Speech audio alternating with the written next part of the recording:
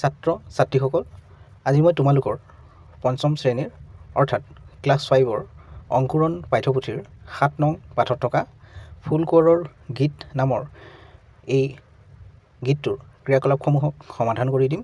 গতিকে ভিডিঅ'টো শেষলৈকে চাই যাবা আৰু এতিয়ালৈকে যদিহে চেনেলটো ছাবস্ক্ৰাইব কৰি লোৱা নাই কৰি লোৱা, কাৰণ তোমালোকৰ এনে ধৰণৰ ভিডিঅ'বোৰ ইয়াতে পাই থাকিবা।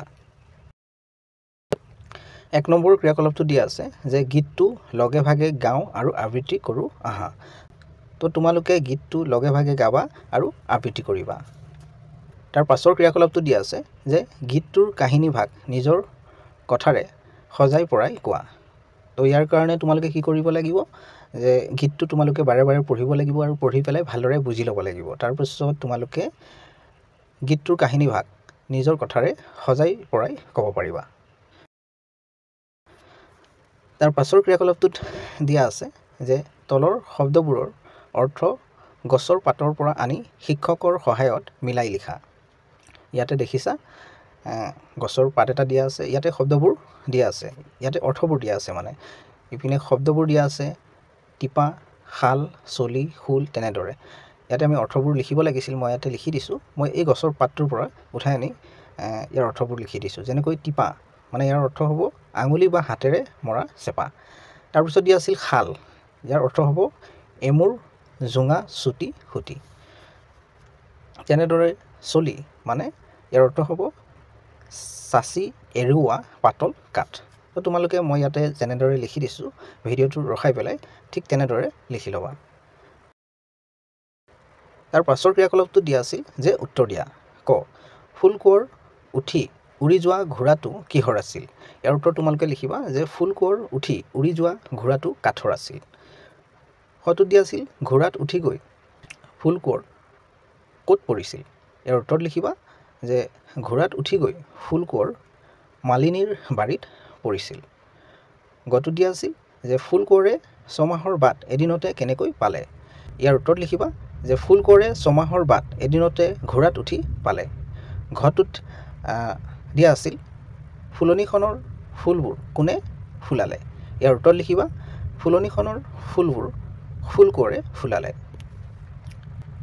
তাৰ পাছৰ প্ৰশ্নটোত দিয়া আছিল বুজাই লিখা। ক ই বোলে মালিনী, সি বোলে মালিনী, তোৰ দশা ভাল হ'ল। গীতফাঁকিত মালিনী কাক বোলা হৈছে? মালিনীৰ দশা কিয় ভাল হোৱা বুলি কৈছে?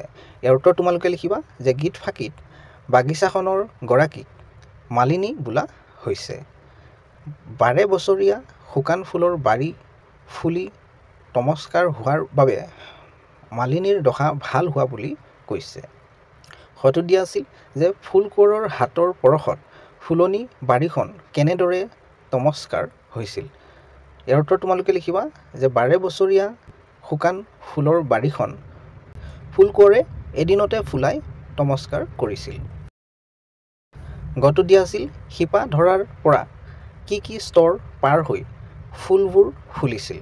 ইয়াৰ উত্তৰ তোমালোকে লিখিবা প্ৰথম স্তৰত শিপা ধৰিছিল, দ্বিতীয় স্তৰত পোখা ধৰিছিল, তৃতীয় স্তৰত ডাল মেলিছিল, চতুৰ্থ স্তৰত কলি ধৰিছিল, পঞ্চম স্তৰত ফুল ফুলিছিল।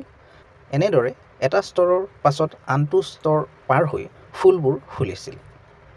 ঘটো দিয়া আছিল 12 বছৰীয়া শুকান ফুলৰ বাৰীখন কেনেদৰে সলনি হ'ল? ইয়াৰ উত্তৰ তোমালোকে লিখিবা 12 বছৰীয়া শুকান ফুলৰ বাৰীখন ফুল কোঁৱৰৰ যত্নৰ ফলত সলনি হ'ল। তাৰ পাছৰ ক্ৰিয়াকলাপটোত দিয়া আছে যে ক অংশৰ লগত খ অংশ মিলাই লিখা। ইপিনে দিয়া আছে ক অংশ আৰু ইপিনে খ অংশ।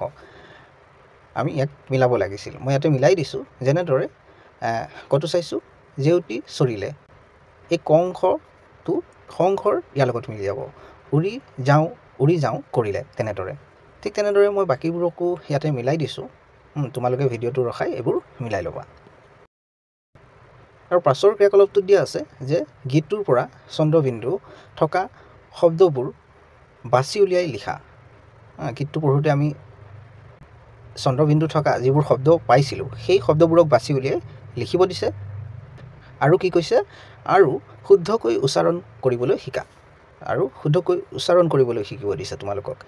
ইয়াতে মই লিখিয়ে দিছোঁ যেনেদৰে ফুল কোঁৱৰ, ঘোঁৰা, যাওঁ, শশা, থাকোঁতে আৰু কোঁৱৰে এইকেইটা শব্দ আমি গীতটো পঢ়োঁতে পাওঁ, য'ত চন্দ্ৰবিন্দু আছিল।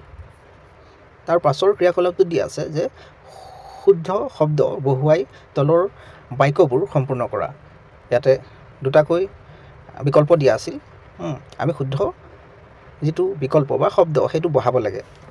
ইয়াত দিয়া আছিল সদায় স্কুললৈ যাওঁ, সি সদায় স্কুললৈ যাওঁ, তেনেকৈ নহ'ব মই সদায় স্কুললৈ যাওঁ।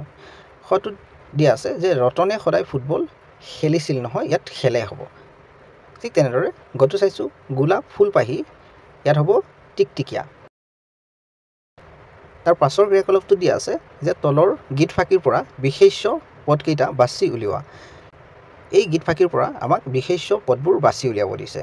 তো মই ইয়াতে বাছি দিছোঁ যেনেদৰে পখী, ঘোঁৰা, জেউতী, মালিনী, ফুল কোঁৱৰ, সেউতী, মালতী, তগৰ, গুটিমালা, শিপা এনেদৰে।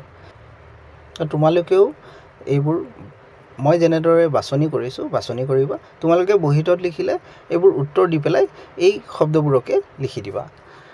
তাৰ পাছৰ প্ৰশ্নটোত দিয়া আছিল যে শংখ এবিধ মুখেৰে বজোৱা বাদ্য হয়।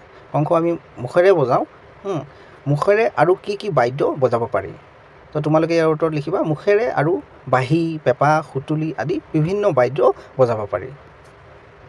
ছাত্ৰ ছাত্ৰীসকল, ভিডিঅ'টো ইয়ালৈকে আছিল। তোমালোকৰ অংকুৰণ পাঠ্যপুথিৰ অন্য পাঠবোৰৰ ক্ৰিয়াকলাপসমূহৰ ভিডিঅ'বোৰৰ লিংকবোৰ এই ভিডিঅ'টোৰ তলতে পাই যাবা। ইয়াতে ক্লিক কৰি চাই ল'ব পাৰিবা। আৰু এতিয়ালৈকে যদিহে চেনেলটো ছাবস্ক্ৰাইব কৰি লোৱা নাই কৰি লোৱা, কাৰণ তোমালোকৰ এনেধৰণৰ ভিডিঅ'বোৰ ইয়াতে পাই থাকিবা। ভিডিঅ'টো ইয়াতে সমাপ্ত কৰিছোঁ।